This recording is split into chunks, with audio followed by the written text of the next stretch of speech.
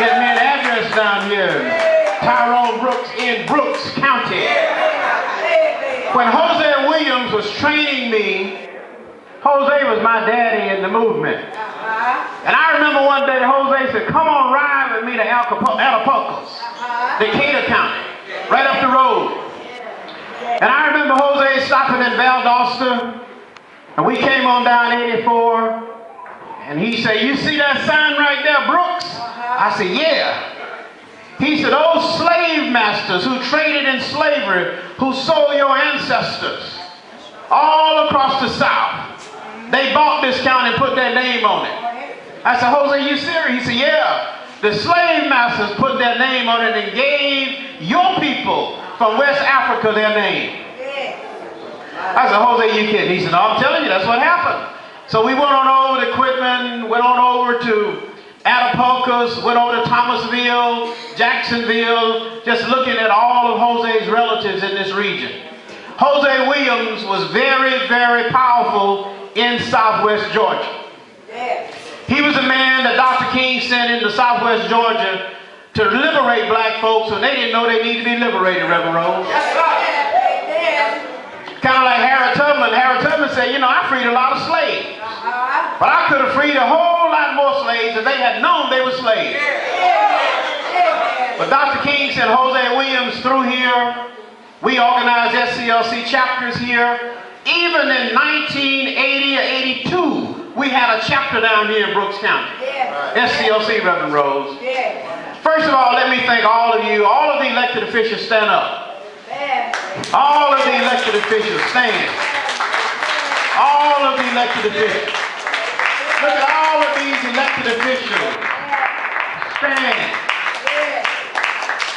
And I want to thank you for coming out, whether you're from Brooks County, Lowndes County, Madison, Florida, Atlanta, Decatur, Douglas County, West Georgia. No matter where you're from, you got to understand that we're all together. We're all in the same boat. Whether we're a PhD like Dr. Nancy back there, whether we're no D. We're all in the same boat. But some of us went to Morehouse and some of us have no house. But we're in the same boat. We're in the same boat. From slave ship to championship, we are the best of the best. I want to thank Reverend Floyd Rose for calling me late December of 2010. Reverend Rose called us late December of 2010 to say, Tyrone, we need you and SCLC and all of your colleagues from G.B.R to come down here. I said, Reverend Rose, what's the problem? I said, David Lucas just called from Macon. I said, what is it? He said, Tyrone, we have a serious problem in Quitman. He said, black folks who decided to run for office, they won, they've been rounded up, put in jail. And he said, you know you can't say no. You got to come. The late Senator Robert Brown in Macon began to bug me about a year ago. We were in session and every day Robert would walk from the Senate to the House. And he would say, we got to go to Quitman. We got to go to Quitman. So we came down here last May 7th. We ate at Rosie's restaurant. Before we got to Quitman, we stopped in Valdosta to meet with Attorney Roy Copeland. He briefed us on this case. We came on into Quitman and we stopped at Rosie's and had a little lunch. And we went out into the neighborhood because I wanted to get a feel for where black folks were on this particular matter. I wanted to know if I was coming to a town with a lot of Uncle Toms, a lot of scared Negroes, Aunt Jemimas. I wanted to know if I was going to be dealing with revolutionaries. I wanted to know if I was going to find some Harriet Tubmans and some Frederick Douglasses and some Nat Turners, some Martin Luther King Jr.'s, Ralph Abernathy, some Jose Williams. I wanted to know if I was going to find some courageous black people who would dare to stand up and say, no, we're not going to take this no more. convinced that you are prepared to fight this war to make sure that we stop this voter intimidation and voter suppression. Yes, sir. I was convinced going back up 75 to Macon, I was driving Robert Brown's car that day, but I said these black folks in Brooks County are just as committed as those black folks in Selma, Alabama who said, we're going to march from Selma to Montgomery. We're not going to let Alabama state troopers stop us. We're not going to let the dogs stop us. We're not going to let the tear gas stop us. We're not going to jail. We're going to fight until we win.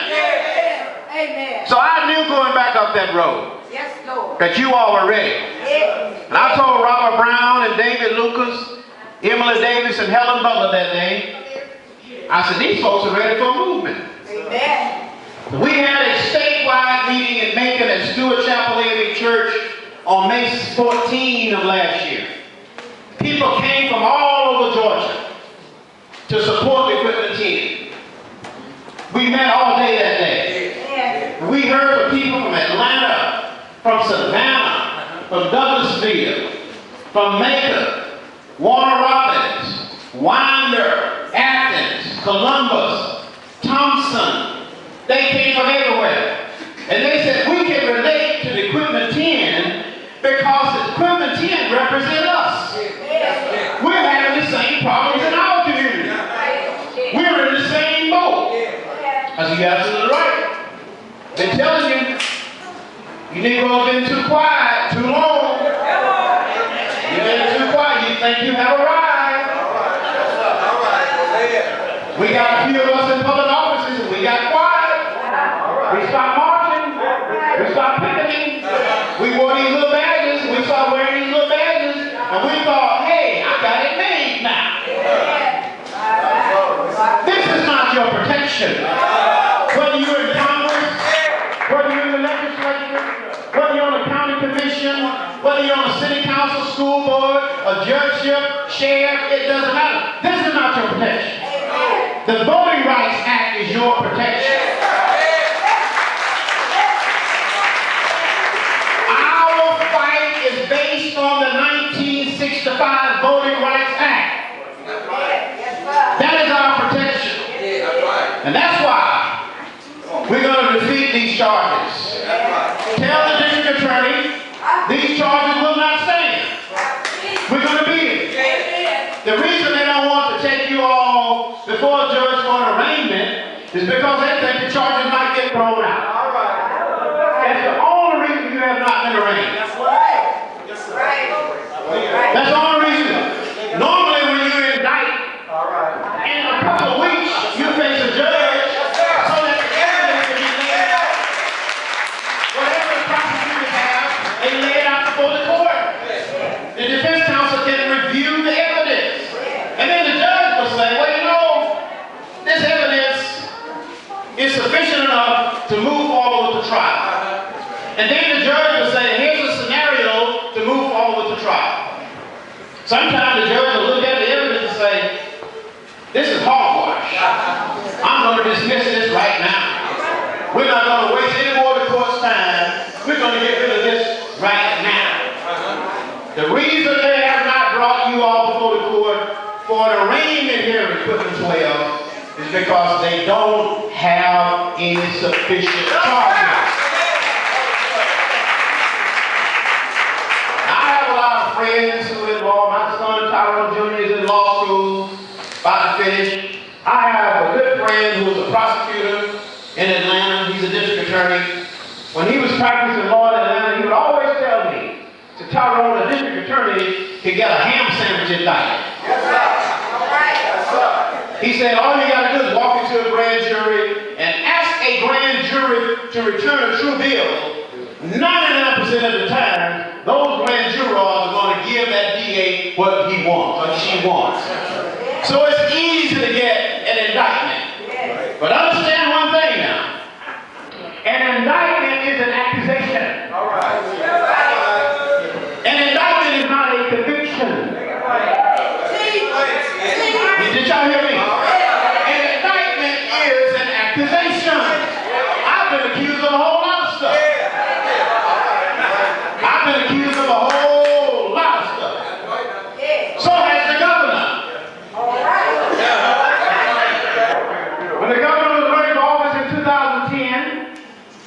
the House of Representatives Ethics Committee began an investigation on your government. They're still conducting that investigation right now. Well, he won. He was accused, but he won. Has anybody suspended him yet? No. Has that brother been suspended yet? No. He's serving him. Yeah. Well, he sent me word the other day by our chairman of the Legislative Black Caucus that we sure wish Mr. Brooks would consider allow us to temporarily fill those seats. And I said, tell the governor that we will not participate in his charade. Tell him that the only people who deserve to be in those seats are those people who won in election in 2010. And we will not accept anything less. We will not participate in a charade that will deny the citizens of this county the opportunity to let candidates of their choice. So how do we feel because he's been accused if somebody suspended him before he had his day in court? Now I believe in the presumption of innocence until you approve it guilty. Until you approve it guilty, brother. Until you approve it guilty beyond a reasonable doubt. Like I said, I've been accused of a whole lot of stuff.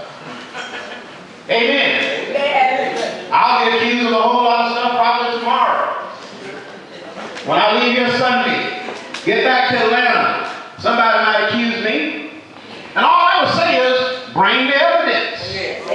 Bring the facts. Let me see what you got. You know, give me your best shot.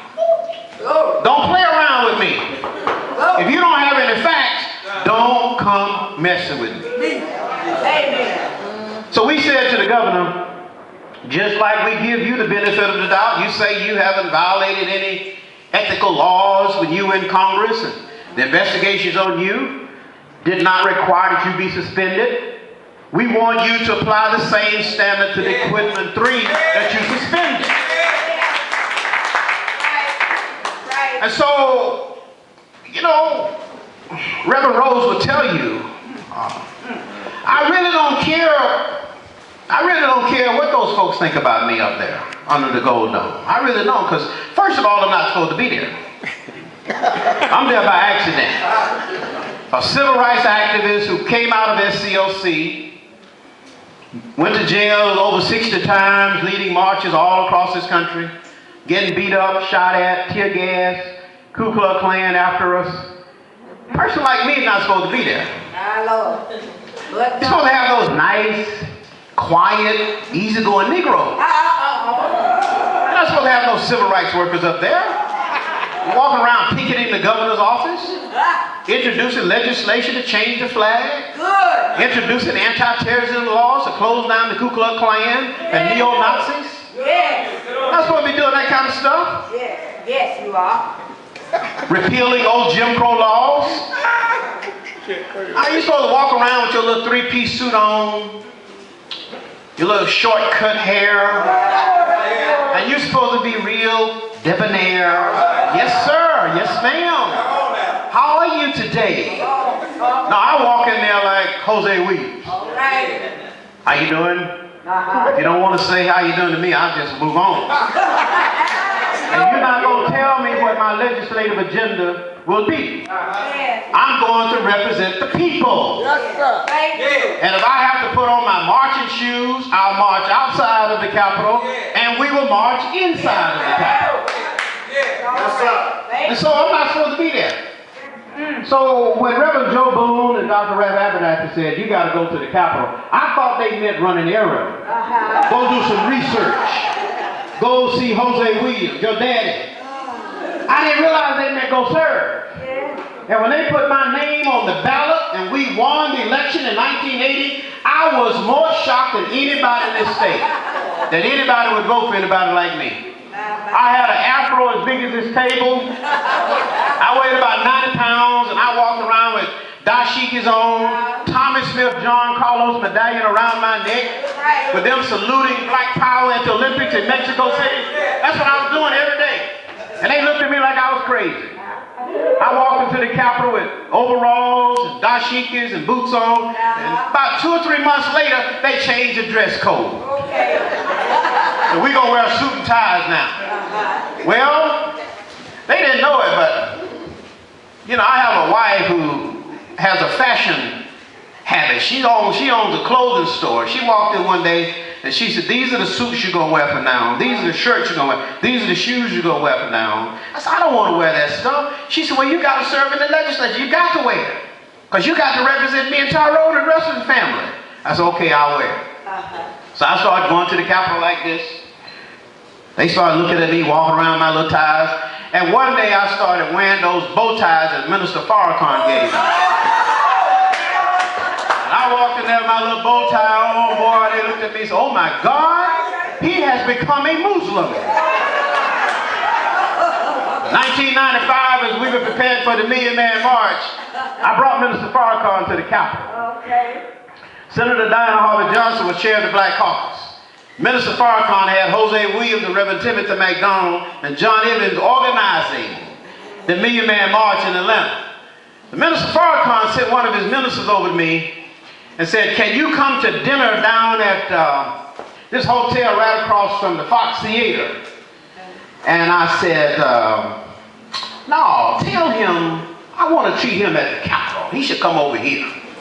And the minister went back and told him that I wanted him to come to the Capitol. And Minister Farrakhan called me that night about midnight. He said, Tyrone, you know I'm not welcome over there. He said, they would have a fit if I came over there. I said, well, you're coming tomorrow morning, and they can have all the fits in the world. You will be here tomorrow, Minister. So he came over to the Capitol early that morning, about 6 o'clock in the morning. All of the brothers from the nation were standing on the corners, sharp as a tack with their bow ties. Yes. Speaker Tom Murphy saw me coming in. He said, Tyrone, what's going on? I said, well, we're in for a treat today. I said, we have the Honorable Minister Louis Farrakhan coming. He said, really? I said, yeah. I said, we're going to meet over on the 6th floor in the Legislative Office Building. Minister Farrakhan came in with his delegation. We brought him up. Senator Diana Harvey Johnson, chair in the Black Caucus. I'm over here chairing G.B.R. We put him right in the middle. All the media in the world wanted to be there. They crowded in, and Minister Farrakhan walked us through why we should go to Washington with the Million Man March. All right. Be surprised now. All of my friends in the legislature who are Jews decided to come and stand around the wall to listen to Minister Farrakhan talk about why we should go to the Million Man March. 1995. When Minister Farrakhan finished talking, he talked for 2 hours. He's kind of long-winded. When he finished speaking about why we had to go to Washington and take 1 million black men who would understand that their calling is to take care of their families, raise their children, get off drugs, get off alcohol, stop beating your wife, stop insulting your community, stand up and be men. If you've been in prison and you got a felony, we can help you get a job. We can train you. We can teach you. So when he finished talking about why we were going to Washington, all my friends who happen to be Jewish lined up for his autograph. We want his autograph. We want to take pictures with him. Because what we've heard today is not what we've been hearing on 60 Minutes. They wanted to take pictures. They said, my God, thank you for bringing it. I said, well, come on and go to Washington. We're going to Washington. And Minister Farrakhan took us to Washington. 2 million of us on the mall. Some of y'all in this room were there. Amen. 2 million. Amen. On the mall. Not one curse word. Not one word of profanity. No drinking. No smoking. No foolishness on the mall. Thank you, Lord. Men wasn't trying to hit on the sisters. Sisters wasn't trying to hit on the men. And when we left Washington, we were more committed to come back to our communities to continue the battle that we're on today. Amen. So I got a whole lot of energy from the Million Man March. 1996, G.B.R. was meeting in Macon, October. I called Minister Farrakhan in Chicago. So I want you to come to Macon, Georgia to speak to us. Brought him to Macon. Bill Clinton was running for president. Second term against Bob Dole. Bill Clinton came into Macon that morning, held a news conference, fundraiser that afternoon. Minister Farrakhan came in that evening. The next morning, the headline on the Macon Telegraph, above the fold, Minister Farrakhan comes to speak to G.B.R. Bill Clinton was down below. 2005, Savannah, at our convention, we honored the legacy of Dr. Martin Luther King Jr. and Coretta Scott King. We called Minister Farrakhan. He flew into Savannah, brought a plane load of ministers with him. Came in that morning and spoke for an hour and a half. Then spoke another hour and a half during the luncheon. And when he got ready to go back to Chicago, Reverend Rose, he said to me, he said, Tyrone, God called you to do this work. All right. He said, Jose Williams told you that when you were a teenager, because Jose told him that. So I told that boy, that little skinny rascal from Warren County, born in Washington, Wilkes County. When he was born, the doctors told my mother and grandmama that baby can't live 24 hours. Call your undertaker and your preacher, because that baby will not live 24 hours. That baby has a double pneumonia. My grandmama Ada, sanctified in Holy Ghost, came on up to the hospital. Brought a whole lot of preachers with the Reverend Rose, like you. They prayed over me all night long. They just prayed over me all night long. The doctor said, we're not going to give this child any medicine because it would just be a waste. We're just going to give up on him because we know he's going to die in a few hours. My grandmama Ada and the preachers prayed over me all night long. All night long they just prayed, one after another. The next morning, the doctors came around. They heard me just wailing. I was just wailing. They came into the room, they looked at my mother and they said, well, whose baby is this? Well, she said, this is the one y'all gave up on yesterday. They looked over in the corner, they asked my grandmama Ada, my maternal grandmother, well, what are you doing in this room with this colored woman? She said, I'm in this room with my daughter and my grandbaby. And my grandmama stood up and she walked down and shook those doctors' hand.